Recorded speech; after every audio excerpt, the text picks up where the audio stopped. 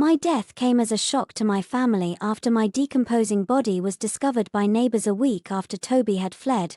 All fingers pointed at Deji after investigation proved that he was the last person I spoke to before my death. My family didn't suspect my husband because investigations showed that he had traveled that very day before the time of the murder. However, my family was able to reach out to him after getting his foreign number from my phone to inform him about my death. Tobi acted so well, portraying fake emotions while shedding tears of grief. My family informed him of their intention to bury my already decomposing body, which he immediately agreed to.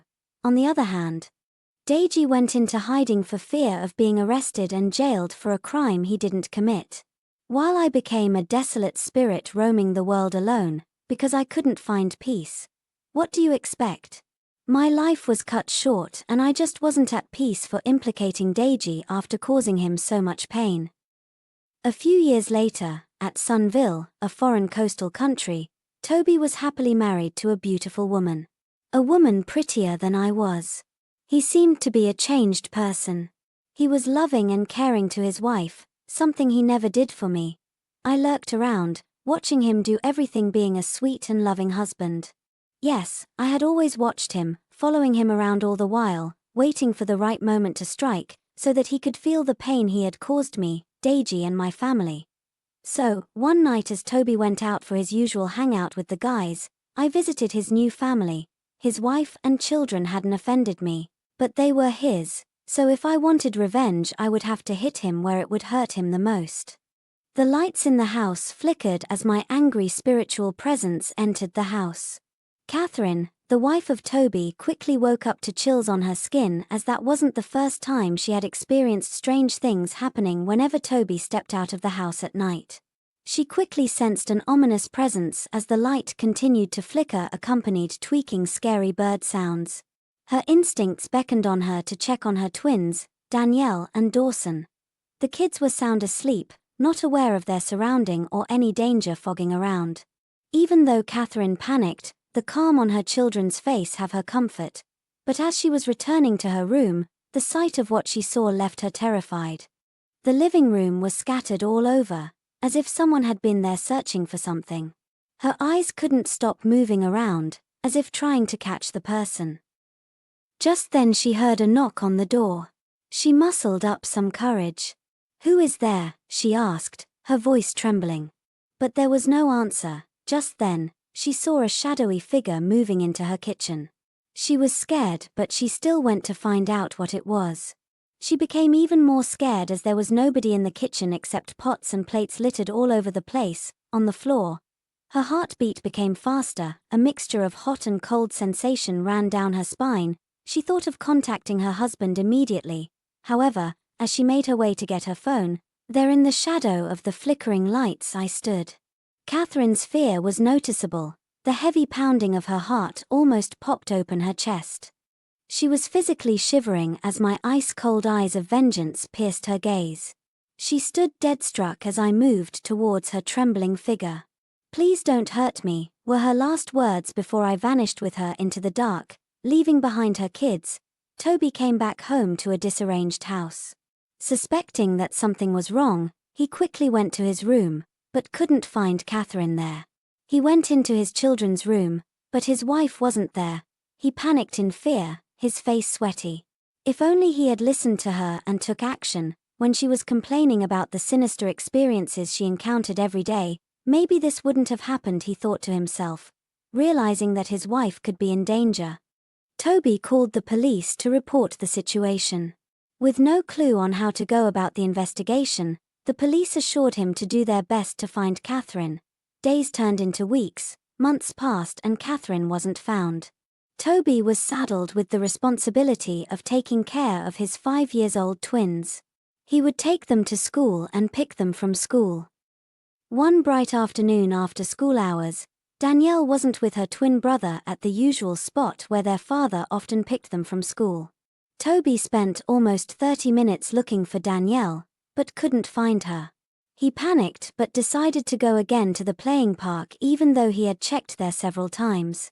This time, Danielle was there, giggling and playing.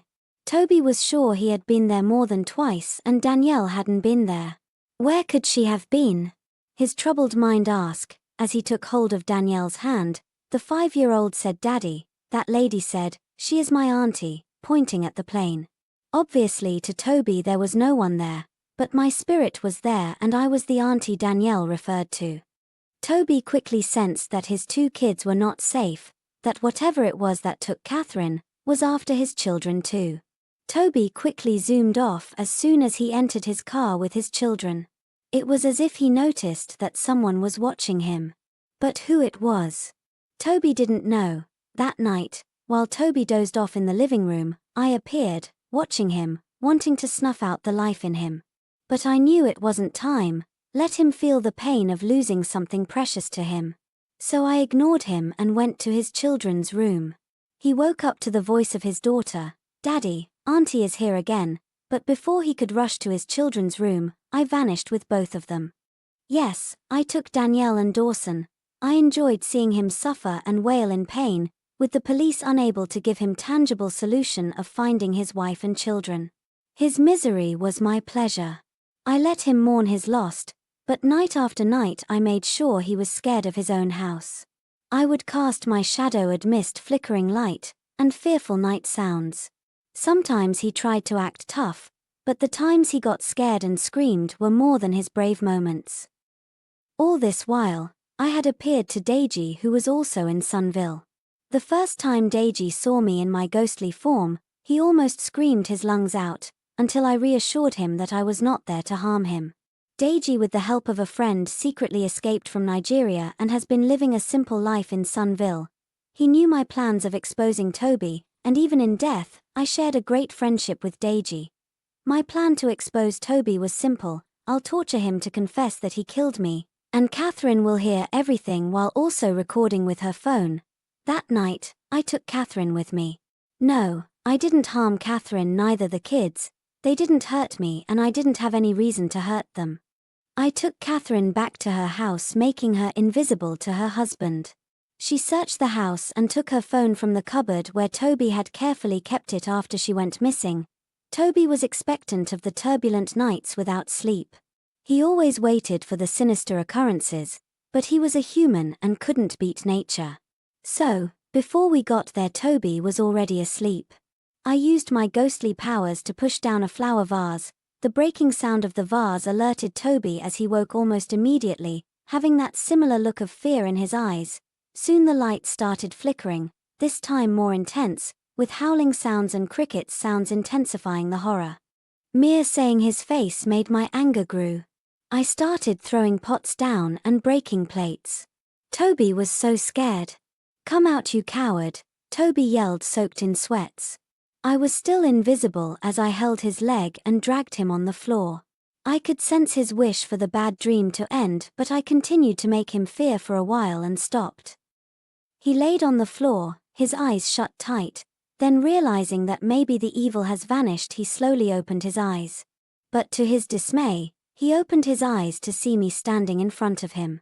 "Tamara," he screamed. "You are dead, leave me alone," he said, avoiding contact with my fiery vengeance-seeking eyes. "Why did you kill me?" I asked, my voice echoing in an otherworldly manner, while I signaled Catherine to start recording. "I didn't mean to kill you, Tamara," he said, sobbing in fear. "You just knew too much and I had to kill you," covering his face. I held him up and flung him to the wall and commanded him to say his name. "My name is Toby," he said. Then I commanded him to say my name and state why he killed me. "I killed you, Tamara, my wife, because you knew too much about my criminal activities," and with that I smashed his head, making him unconscious until the dawn of day. Police flooded Toby's house in the morning. "You are under arrest, sir, for the murder of one Tamara," the officer said. As Toby was handcuffed and led out of his house, further documents of drugs deals in his possession were recovered and he was prosecuted for trial. Toby got the shock of his life when he found that his wife Catherine and children were alive on the day of his trial. What he didn't know was that Catherine had helped me to report the case. He was more heartbroken that Catherine neglected him and refused to support him. On her part, Catherine felt betrayed. Toby didn't tell her that he had been married before. She was even angrier that his reckless life put her and her children's life at risk. Soon, Tobi's trial was over and he was sentenced to jail for drugs. However, because he didn't kill me at Sunville, the murder case, even though he was found guilty, would be transferred to Nigeria for trial. But that wasn't what I wanted instant revenge, so later that night, while Tobi was in prison, I appeared to Tobi and without listening to his plea of mercy, I snuffed out the life in him. Tobi was found dead the next morning. I felt satisfied and fulfilled that Tobi was dead and Deji was a free man, as the case had already been reported to the court in Nigeria. I appeared to Deji one last time and bade him goodbye. I smiled at him while I vanished.